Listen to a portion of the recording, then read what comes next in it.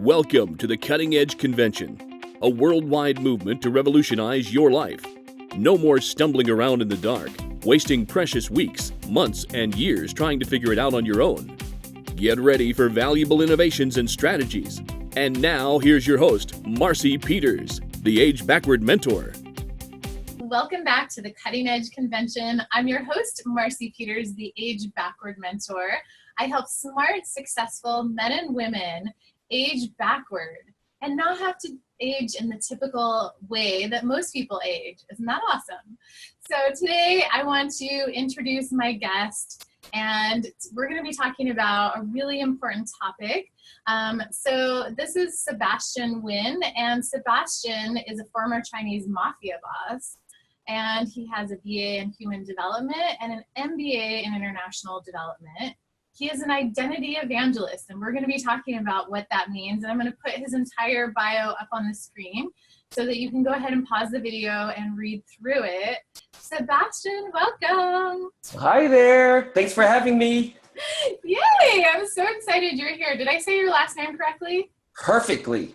Okay. Good. It's not pronounced the way it's spelled, so not even close. Sebastian, I know you have an incredible story. And so before we dive into the material today and the takeaways, I would love for you to share what has happened in your life to bring you to this moment. Wow, there's a lot that happened. But I think to describe my title by identity evangelist, it starts off to tell you, as we got on the camera earlier, you're just admiring how handsome I am, and the audience is just like, wow, I couldn't believe Sebastian would give me our speaker. He's just so handsome. And I get that all the time. Yeah. I want you to know I wasn't always this handsome. I was full of anger and rage. I was bitter. And in late 80s, I found myself in New York nightclub with about 4 or 5 guns stuck to my head because I was so full of anger and hatred. At that time, I was a bodyguard for a Chinese mafia boss. And my boss said something wrong to the other boss. Lights go on, music stops, all their guns pull out because we're at their club, and they're all pointing to my head. And I pull the guy behind me, and they point the guns to my head. They said, Sebastian, get out of the way. We're going to kill him. And I said, no, you can kill me first. And that sounds really cool, and like I'm so macho, right? The truth is, I didn't care about that jerk behind me. I hated him, in fact. He was just a jerk. I just hated myself more. I was in my 18, 19 at the time. I just hated life. And my mom said, we brought you to America to get the American dream, a new house, big car, clothes, and money. You'd be happy. In the late 80s, I was carrying $20,000, $30,000 cash a day. I had the American dream. And I was so depressed. I was suicidal. I was angry. And I just wanted someone to put me in my misery because everything I was doing wasn't working for me. All the drugs, alcohol, womanizing, the violence, it wasn't working for me. And I had the American dream. And so that was where the pivotal moment in my life where I realized being happy isn't having all these material possessions, the house, the money, the fame. And that was the moment where I just realized I needed something different. And what got me to that moment, though, is when I was in 3rd grade. So let me tell you about that. So this is when I was still cute and cuddly. It wasn't quite as handsome I am now. It wasn't as angry and mean I was back then. But I was about in 3rd grade. I grew up in this town, predominantly all Caucasians. So this is the mid-70s in Kansas. And most people, if I told you the town, only Caucasians would raise their hand. And I say, see, because only Caucasians live there. My mom, my sister, I were the only one who were not Caucasian. And that's important to know because I grew up there. And in the 3rd grade, all my friends I grew up with, and I had this game. I mean, we grew up together, and they developed this new game, and they're all facing me, sort of like you're facing the screen and facing me right now. They made a horseshoe around me. I looked to my left, I looked to my right, and nobody was on my side. I looked behind me, no one was with me. I said, what's going on? They're like, we got this new game. And they ran backwards, pulled their eyes back, and called me racial slurs. I was like, what? I had no idea what they were saying. It was crazy. I didn't understand. I grew up with them. What I found out that day, they said, you're not like me. You are not like me. And the truth is, Marcy, I didn't know it to be anybody else. I grew up with them. And that really hurt when they said, you're not like me. And I thought they were just a little jealous because I had a better tan than they did. But they crossed the line where they said, not only you're not like me, your father is not your dad.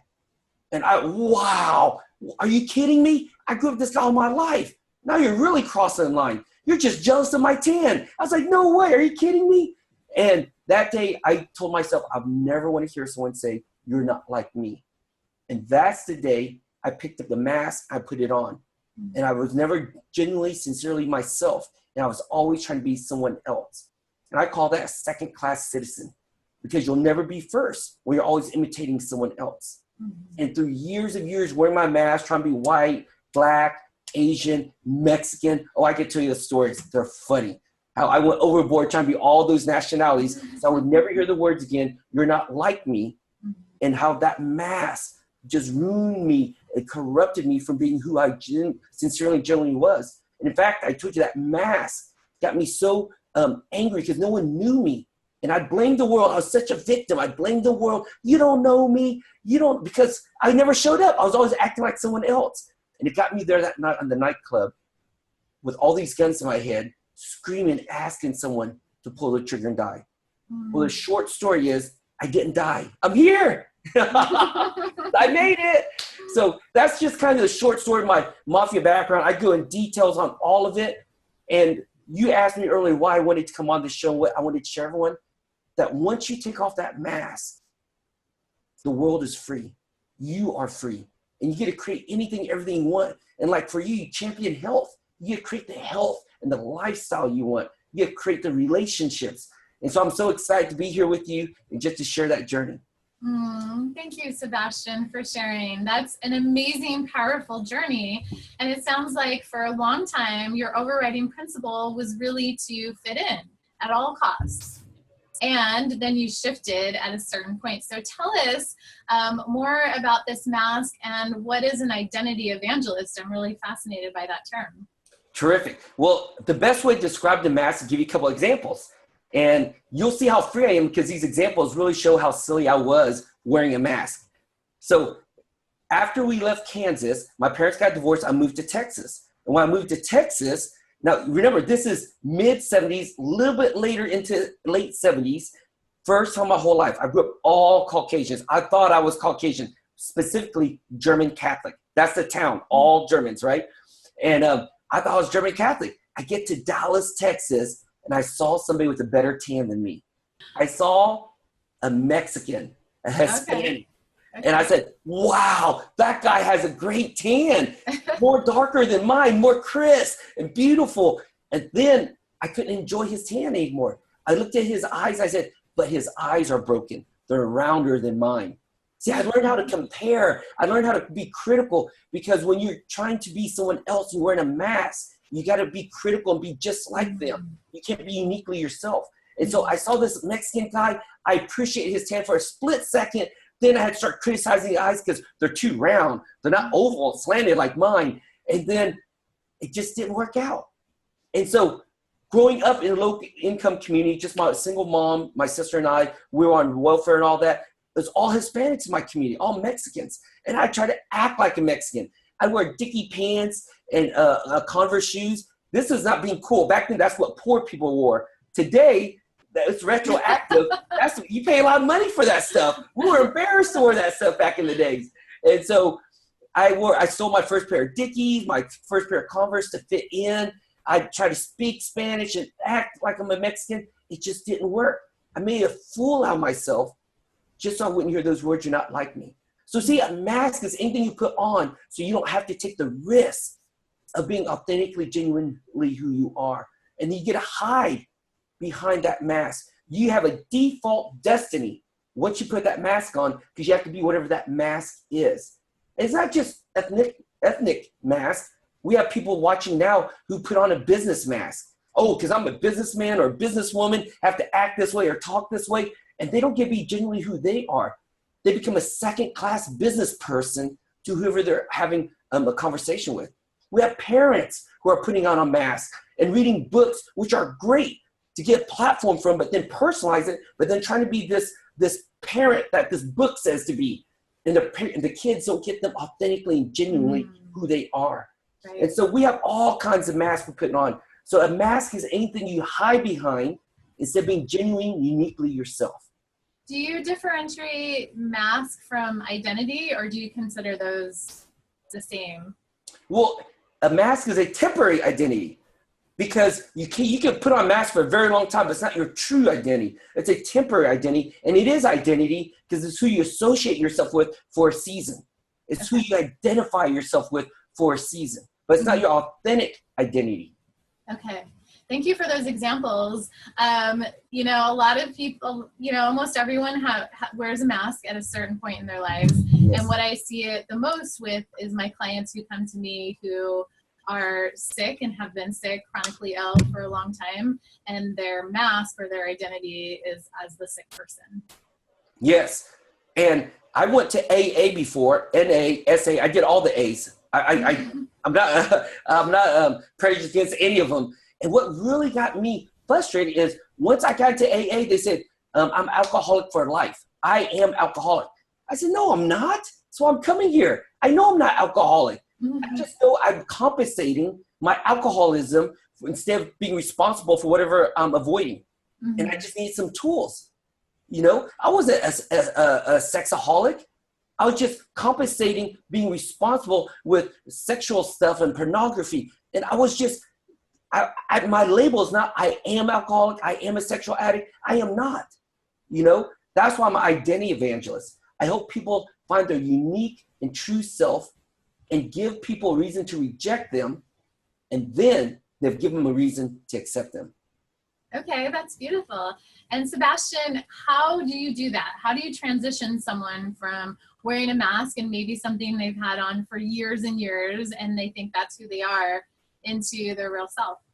Oh, great question. Well, let me tell you by example. So I'm going on 21 years of marriage, and we had a great marriage for the last year. First 20 years was hell. My wife had to put up with me for 20 years of being transformed and get off this anger, this crazy person, all these different masks, and be authentically myself. But seriously, we're going 21 years of marriage. We've had thousands of hours of counseling. We've really worked hard on our marriage. I have 4 kids, 3 boys, then a girl, 17, 16, 14-year-old boys. And then we got cable TV. And so we had a girl 6 years later. We had a big gap. Then we lost cable TV and we had our baby girl. And now she's 6. But I'm telling you that because I just got him a puppy. It's a half lab, half golden retriever. And what we didn't realize is really not a dog, it's a horse. That thing is huge. And we take it out in the backyard. I live out here in Southern California. We'll take it out in the backyard and we'll lock its leash on the stake in the ground. And so it can only go in a circle. You can see that, right? So that dog can only go in a circle. So it looks at our swim pool, but it can't jump in. It looks at our fire pit, and it can't go there and get warm. It looks at the basketball court, but it can't go over and play ball with us. And the poor dog just goes in a circle and like sits there and watches us enjoy life. And that metaphor is for people who have an emotional anchor in the ground. They're going circles in life. They're watching all the things they want to enjoy, but they never get to participate because that's their identity, that emotional anchor. I was an abused child. I grew up in a divorced family. I'm an alcoholic. Whatever that emotional anchor is, that anchors them in, that only gives them so much room to move. And they get used to just going in a circle. That's their comfort zone, the only area they control. And once we uproot that emotional anchor, they have the whole room to play now. They jump in the pool, get wet and splash around, and then they go into the fire pit and warm up. And then they go to the basketball court and play with me and the boys and the balls, and they can enjoy the whole yard metaphorically. So what we do is we identify that emotional anchor, and then we uproot it. We take off the collar and leash and set them free. Okay, I love that metaphor. That makes a lot of sense. But how does this process happen? Is it different for every person, or is there a way that you go about doing that? It's not different for everyone. Everyone has a different experience. And what I found is everyone needs to be in context of community to have that transformation. And so we do a 4-day training where they come together with 50, 75 people, sometimes 100 people, and we're together for 4 days, 12-hour days doing emotional intelligence work.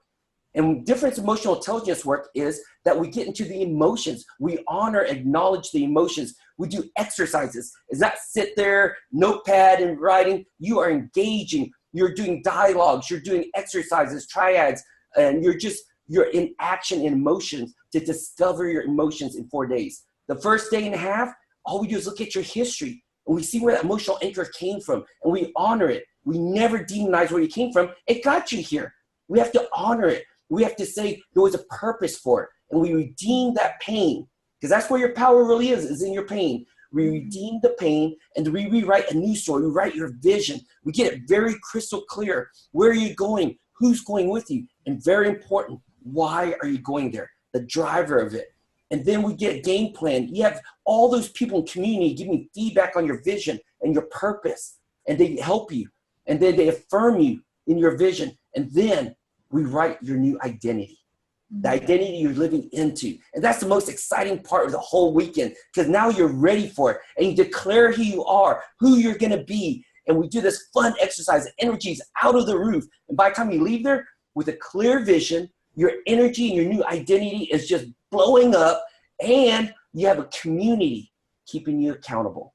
That's how we get people success. It's not the magic of the training. It's not me, the trainer, though I am very wonderful and amazing. It's not the conference room, the speakers. It's them diving in, taking ownership of their life, participating fully, and then they leave with community and accountability to the clear vision that they have. And so that's what we do to help people uproot that anchor and just celebrate life. That sounds amazing, Sebastian. Okay, so what is the name of the training? And then let's talk about emotional intelligence. What is that? Sure. So the name of the training is Abundance Training. It's lifeonfireabundance.com. And so we believe that you are more than abundant, more than enough. You are abundant when you keep your word. And what the problems we've had is we've always broken our word. And as we break our word and we're out of integrity, nothing works. It's dominoes. One thing will break after another.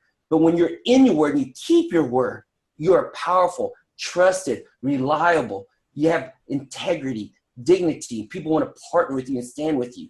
And that's when your life works.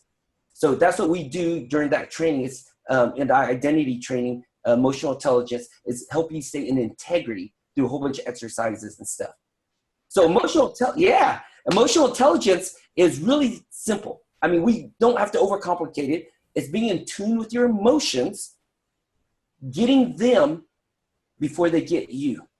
Owning your emotions so your emotions don't own you. And the best way to tell you this is most time when you see a iceberg in the ocean, you see the tip of the iceberg is usually 10%, right?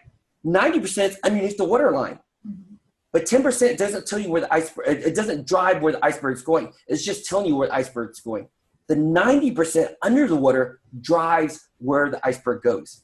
And what we say is that's your subconscious, or that's your emotional intelligence underneath the waterline. Our brains cannot retain all of our memories, our emotions, it blow up. So subconsciously, we're automatically doing things like right now, you're breathing. You didn't tell your brain to do that. It's on automatic. So what we do is lower the waterline to see all those emotions underneath the waterline of that iceberg. And we get to see our anger, our fear, our doubt, our shame, our joy. We get to see where those come from. So when they happen, we're not on automatic. I don't get set off by something automatically. You know, I get to see where it comes from. Then I get to choose. And when I get to choose, I get to control my anger. I'm choosing versus it controlling me. And some people say, you know, sometimes I just automatically get upset. Road rage. See, the anger is controlling it. It has nothing to do with the car and driving. That's everything to do underneath the waterline that they're not consciously aware of yet. And so through the exercises and the dialogues, they can be consciously aware where that comes from. And it's always going to be there, by the way. Your iceberg's your iceberg. It's not going anywhere, right? And you get to control it now, though. It doesn't control you. You're not on automatic. Every moment is a choice. Thank you, Sebastian. This is really powerful information and really powerful work that you're doing. And yeah, so what you talked about is getting triggered by the original wound. So if something happens now, like someone cuts you off, it's not just about that. There's an original wound or something that happened in your past that you're now being triggered about. So I really love this work, and I really love this topic, and I really believe in it. So thank you for sharing and for doing that. What are 3 things that people can do today, right now, aside from taking your training, which, you know, I would love to invite everyone to do that with you. But what are 3 things that someone can start with? Well, so the 3 ways, take off your mask. 3 ways to be authentic so that you're not triggered, you're not on automatic. Because once you put on that mask, whatever that mask you put on, you have to respond to their triggers. That's what you're trying to be. So you might not even agree with it, but you're going to respond to it because you're committed wearing that mask, be that second-class citizen. So 3 ways to take off the mask and live in freedom and start this emotional intelligence journey is, first, you got to believe that you're in. You're already in. You're in the storyline of life right now. As you are watching this video, guess what? You're in. Hello, you're here. You don't have to try to get approval anymore. You're here. So regardless of what you believe in, God, universe, karma, the creator of heavens and earth, the creator of this storyline that we're in, dropped us in the chapter in the story we're in right now. You and I and everybody watching. We're here. We don't have to approve. We don't have to seek approval. We don't have to perform for approval. We're already approved. We're in. And all you have to see, pinch yourself. You're a human being just like you and me. You're in.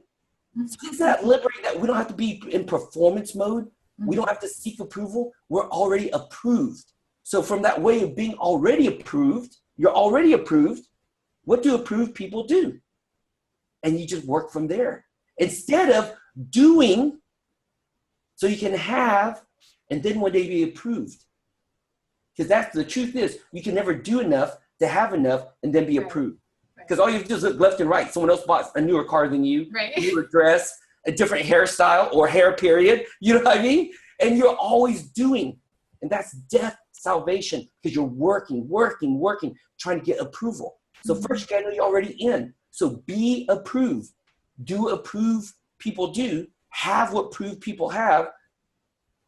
Is that great? That's great. I love it. You're being approved. You're already in. So that's the first thing. You're already in. Okay. You ready for the second thing? I'm ready.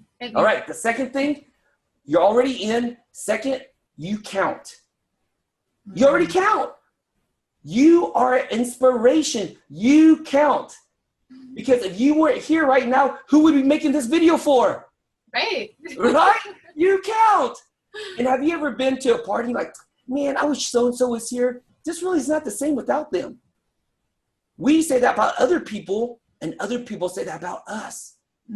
When we're not there, we're missed. And you don't believe me. Can I take this really deep and personal? Yes. Okay, ready? Woo! Just kidding. This is how much you count.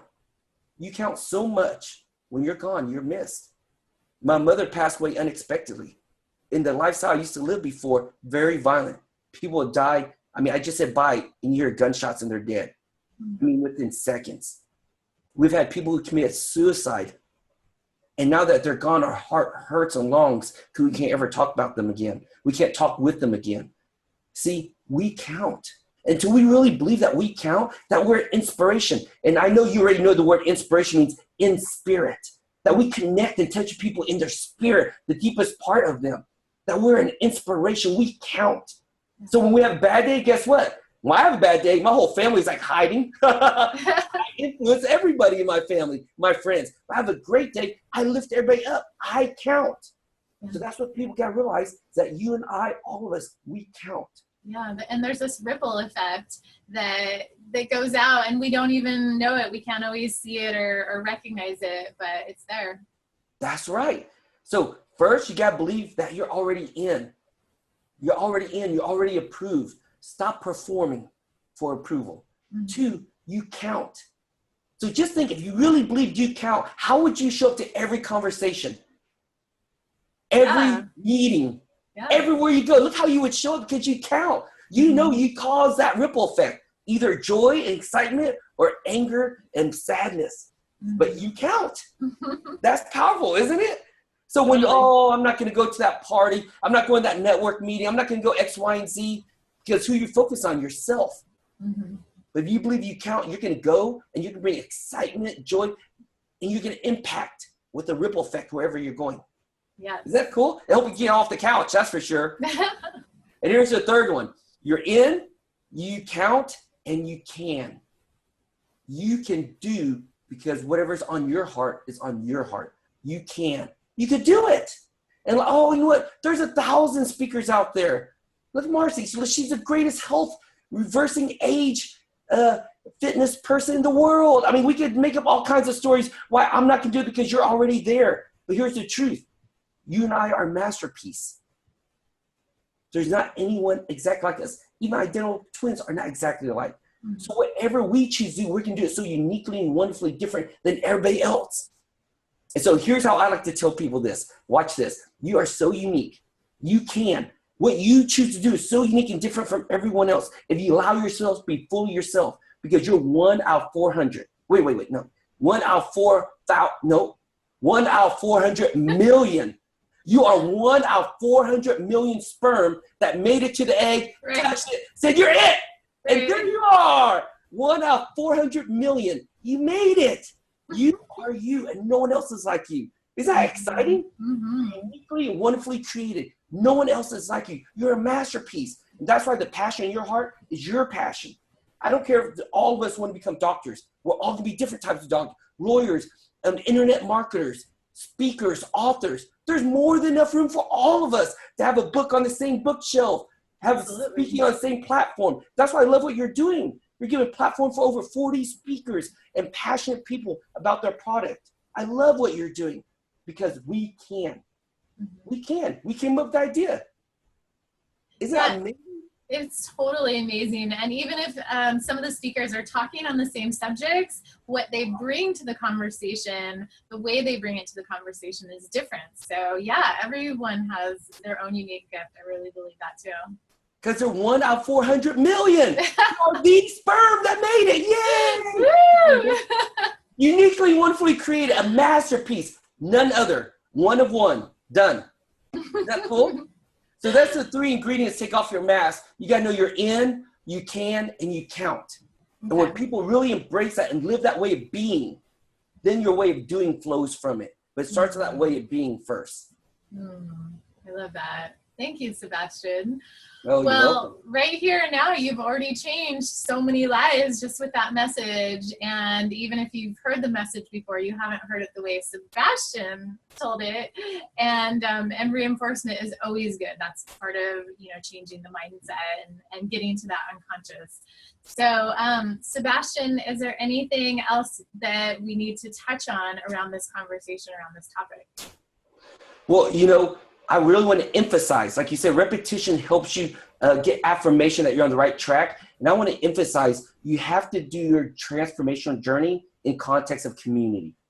You do not know yourself until you're in the context of community, because they give you this thing called feedback. Mm-hmm. And they'll tell you, I'm very competitive. And I thought I was such a generous, sweet, nice guy. Had all this transformation. I've never physically hurt anybody after my prison stint and leaving the Chinese mafia. I've never hurt anybody physically ever again. So I'm this beautiful, wonderful, gentle guy. And once we get competitive, we start playing board games, or we start doing some exercises and, whatever in corporate, trainings. And I start boxing people out, hovering over the game. And I'm like a beast.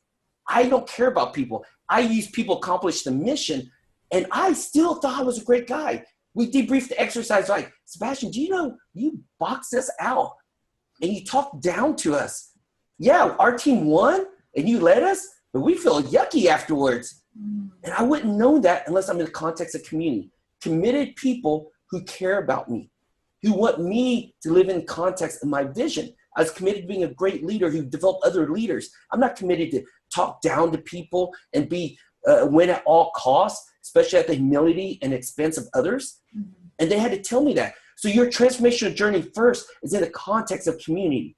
And I know we are in this amazing time in technology of the world. We can be alone and isolated with our iPhones, our videos. We can do all of our own books, electronic books. We really don't need other people. We can hibernate. And that's not going to get transformation. That's just knowledge. Transformation is an experience, right? Yeah. And so the second thing I would like to say is, without community, you can't have transformation. And the transformation happens is when you declare to your community your vision.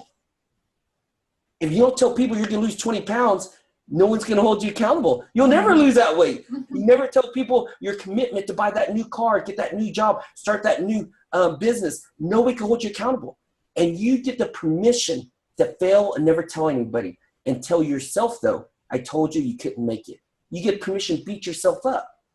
And because you're isolated, there's no one else there to pull you up and say, no, Sebastian, you're not a failure. You just needed support. You need a community. You need encouragement and affirmation.